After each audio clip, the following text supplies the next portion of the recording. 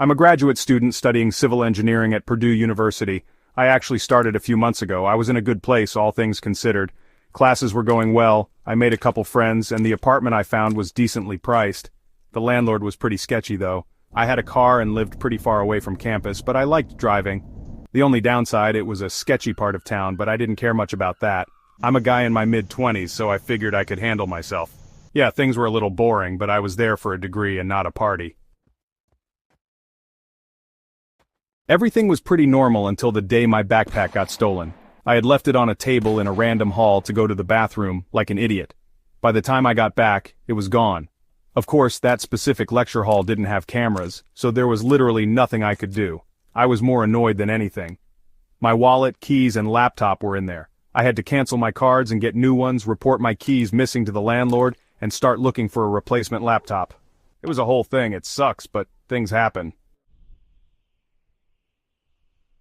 It wasn't until a few days later that I realized the situation was 1,000 times worse than I had anticipated. I drove home from campus one evening to find a handwritten note slipped under my door. I figured it was just a reminder from my landlord about something, but I was dead wrong. When I opened it up, it just said, "I see you." No name, no signature, just those 3 words. I instantly put 2 and 2 together. Whoever had stolen my backpack had gone through my laptop somehow and figured out where I lived. That was terrifying enough, but just then I had a thought that was so much worse.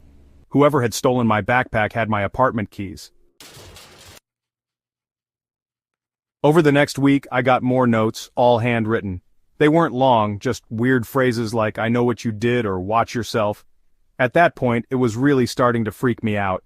I had never done anything wrong, really, but if someone had gone through my laptop, who knows what they could have found. I really didn't know what to do. Would going to the police even help? I figured I'd wait it out a little longer, hoping whoever was messing with me would get bored. One night, I was getting ready for bed, when I noticed something. It was dark outside, and my blinds were half closed, but I could have sworn I saw a flash, like someone took a picture of me. I quickly pulled the blinds down, but my heart was racing. There was no one there. Things didn't stop there. I started noticing small things around my apartment, things being moved. At first I thought I was just being careless. My shoes would be in a different spot or my coat would be draped over the chair instead of hung up. It was little things that I could explain away if I really tried. But then, one day, I came home to find my bedsheet stripped off and my room completely turned upside down. My dresser drawers were pulled out, my books scattered across the floor. It looked like someone had torn through the place.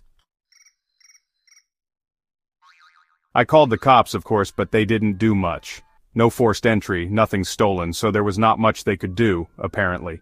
I asked my landlord to change the locks, but he said it would take at least 2 days to get someone out. I begged him to make it happen sooner, but he shrugged it off, saying it wasn't an emergency. I felt betrayed. How in the world could this guy not think that this was an emergency? I kept pressuring him to do something, but he eventually stopped answering no matter what I said. That was literally yesterday.